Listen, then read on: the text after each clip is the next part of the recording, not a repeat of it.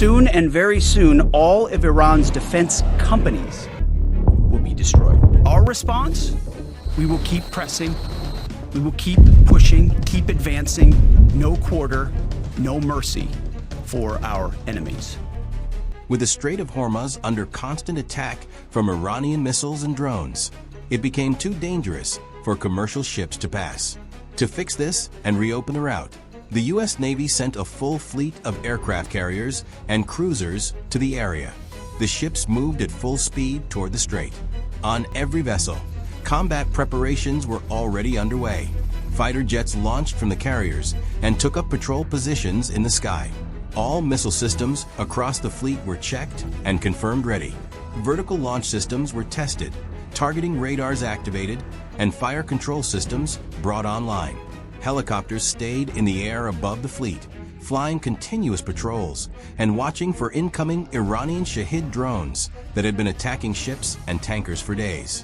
Below deck on the carriers, weapons crews moved large aviation bombs from storage using elevators. Each bomb weighed about 2,000 pounds. They were rolled across the hangar deck on carts and placed near aircraft elevators to be lifted to the flight deck. From there, they would be mounted on fighter jets and used against Iranian targets on land and along the coast. On the upper flight deck, maintenance crews were already working, attaching missiles and bombs to helicopters and fighter jets waiting in the staging area. Air-to-air missiles were secured to the wing tips. Guided bombs were lifted and attached onto the wings. Every weapon was connected, tested, and confirmed ready. Safety pins remained in place until the aircraft was cleared for launch. F-divided by -18F Super Hornets, fully armed and inspected, rolled forward onto the catapult tracks. One by one, they connected to the launch system, pushed their engines to full power, and were launched off the front of the ship. Each jet climbed quickly and turned toward Iranian airspace, carrying enough weapons to strike multiple targets before returning. A group of Marines arrived on the carrier by V-22 Osprey, landing on the flight deck. They were assigned to provide extra security for the ship and could also support ground operations if needed. They stepped off with full gear and were directed below deck to receive orders. On the lower decks, soldiers prepared for ship defense. They quickly climbed ladders to upper levels, carrying Stinger anti-aircraft missiles and sniper rifles. They spread out along the edges of the ship, took positions behind railings and elevated points, and began scanning the sky and horizon for enemy drones.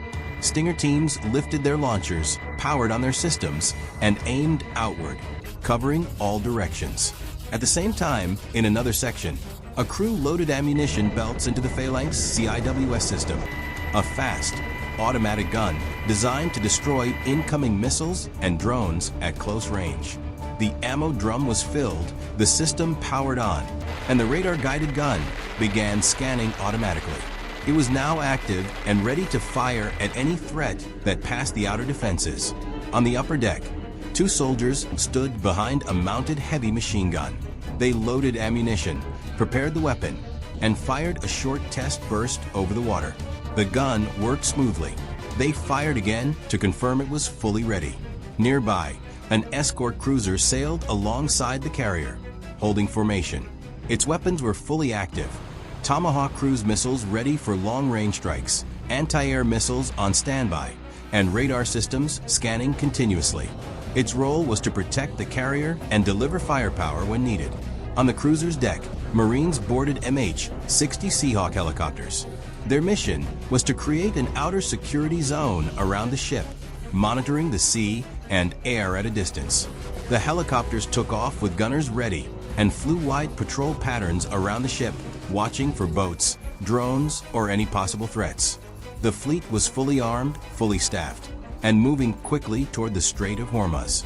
Every ship, every aircraft, and every weapon system was active and ready. Inside the Combat Information Center, the crew worked non-stop. Radar screens lit up the dark room as operators tracked every object in the air and on the water. Ships, aircraft, friendly units, and unknown contacts were all monitored, identified, and recorded. Officers coordinated with other ships, sharing data and updating the situation in real time. On the flight deck level, The air boss controlled aircraft movement from a station above the runway. Every returning aircraft was tracked. The air boss recorded which jets had landed, their condition, and what they needed before flying again. One needed fuel, another needed new weapons, and another required maintenance. This information was quickly passed to the deck crews.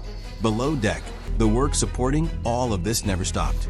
Weapons crews pulled munitions from storage, bombs, missiles, rocket pods, and cannon rounds. Each weapon was placed on carts and moved to elevators, which carried them up to the hangar level. From there, another team moved them across the hangar to the aircraft elevator, which lifted them to the flight deck. On the top deck, arming crews received the weapons, moved them to the aircraft, and began attaching them. This process never stopped. As soon as one load reached the deck, another was already on the way. Storage crews prepared and sent weapons, hangar crews moved them, and flight deck crews installed them. 3 teams, working at different levels, stayed perfectly coordinated to keep aircraft armed and ready at all times. Shifts changed, but the work continued non-stop. Day turned into night and back again. The ship used large amounts of weapons, and the supply system kept replacing them from below. Every bomb dropped over Iran began its journey in a dark storage room deep inside the ship, handled by crews who never saw the sky but kept the entire operation running.